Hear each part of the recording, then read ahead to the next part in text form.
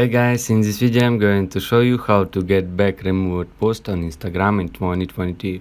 So let's get started. Open your Instagram app, then go to your profile, tap on the profile icon at the bottom right corner.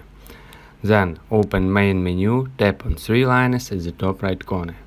From pop-up menu select your activity. And now in very bottom scroll down, you will see recently deleted. Go to recently deleted. And here you will see your deleted post. Please note that posts older than 30 days are deleted from Instagram permanently. Now to restore deleted post, tap on any of your posts, then tap on three dots at the top right.